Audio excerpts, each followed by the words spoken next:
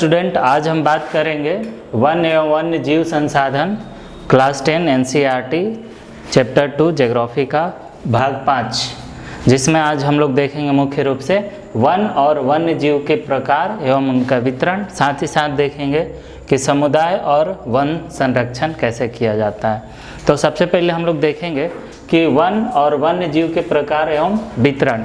तो यदि हम वन एवं वन्य जीव संसाधनों को संरक्षित करना चाहे तो उनका प्रबंधन, नियंत्रण और विनियमन अपेक्षाकृत कठिन है। ये हम लोग अकेले नहीं कर सकते हैं, इसलिए इसका प्रबंधन आधे से ज़्यादा सरकार या वन विभाग के अंतर्गत में होता है। इसी तरह हम लोग देखते हैं कि वन को हम लोग तीन भागों में बांटते हैं। पहला है आरक्षित वन, दूसरा है रक्षित वन और तीसरा है हमारा अवर्गीकृत वन। तो आरक्षित वन किसे कहते हैं? तो वैसे वन जो देश में आधे से अधिक वन क्षेत्र आरक्षित वन घोषित किए गए हैं और इस वन को सर्वाधिक मूल्यवान माना जाता है और ये भारत सरकार के अंतर्गत आता है और इसी में जितने वे वाइल्ड लाइफ सेंचुरीज़ है, उद्यान है, इसी के अंतर्गत आते हैं और इसका रख रखाव, इमारती लकड़ी एवं अन्य पदार्थ जितने भी चीज़ है इसके बढ़िया से इसको रखा जाता है। तो आरक्षित वन हमारे देश में किन किन राज्यों में पाया जाता है?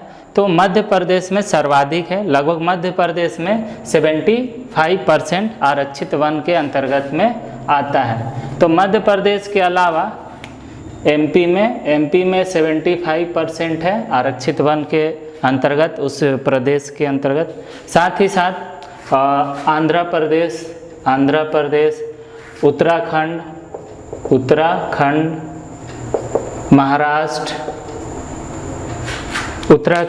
महाराष्ट्र, तमिलनाडु, केरल, पश्चिम बंगाल, इन राज्यों में आरक्षित वन के क्षेत्र पाए जाते हैं। अब बात करते हैं हम लोग रक्षित वन के बारे में।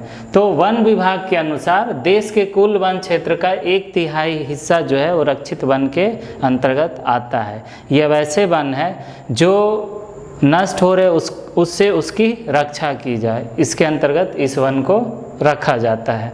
तो रक्षित वन भारत के किन किन क्षेत्रों में पाया जाता है? तो रक्षित वन भारत के बिहार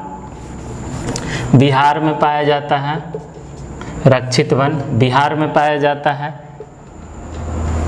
हरियाणा में पाया जाता है, पंजाब में पाया जाता है, हिमाचल प्रदेश में पाया जाता है और राजस्थान और उड़ीसा।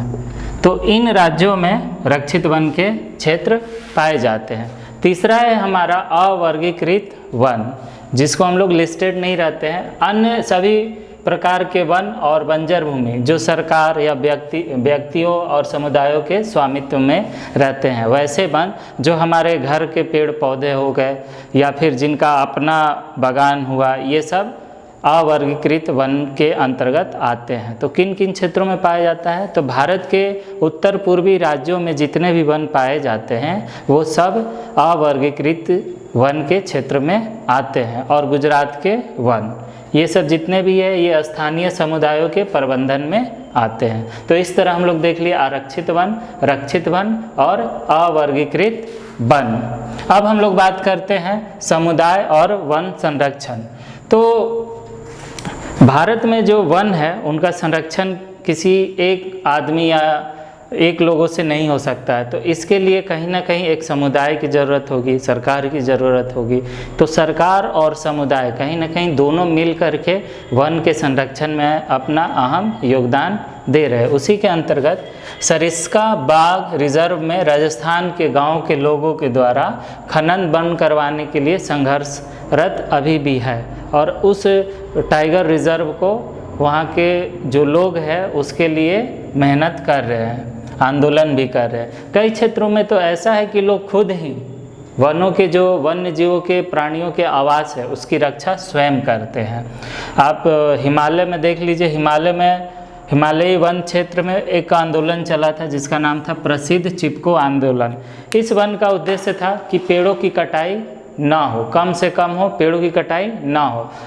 तो इस आंदोलन से कहीं ना कहीं पेड़ों की कटाई में कमी आई और संघर्ष जारी रहा उसी तरह टिहरी में किसानों के द्वारा बीज बचाओ आंदोलन भी चला, किसी भी तरह बीज बचाओ आंदोलन को आगे बढ़ाया गया। तो कहीं ना कहीं भारत सरकार ने भी सोचा कि संयुक्त वन प्रबंधन एक कार्यक्रम चलाया जाए जिसमें समुदाय भी शामिल हो, गांव के लोग भी शामिल हो और सरकार भी शामिल हो। तो इसकी शुरुआत हुई 1988 में। तो इस योजना के अंतर्गत सरकार और गांव के जो लोग हैं और समुदाय, ये सभी लोग मिल करके वनों की रक्षा करने का एक एकीकृत प्रोग्राम चला जिसका नाम है संयुक्त वन प्रबंधन कार्यक्रम।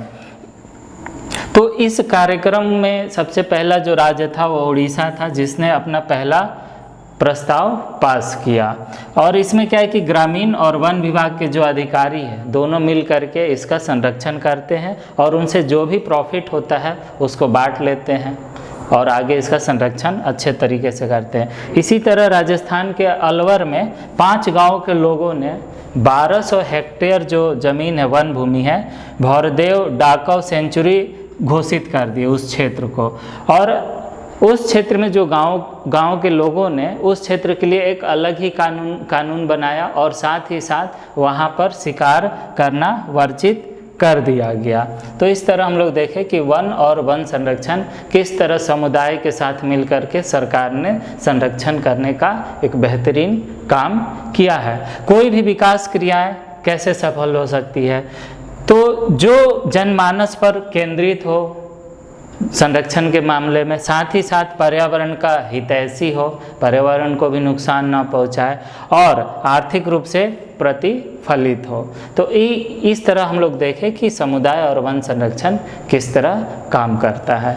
तो आज ये हमारा वीडियो चैप्टर 2 का लास्ट था और यहीं पे चैप्टर 2 समाप्त होता है। अगले क्लास में हम लोग चैप्टर 3 यानी जल संसाधन के बारे में चर्चा करेंगे। Keep watching this video. Thank you.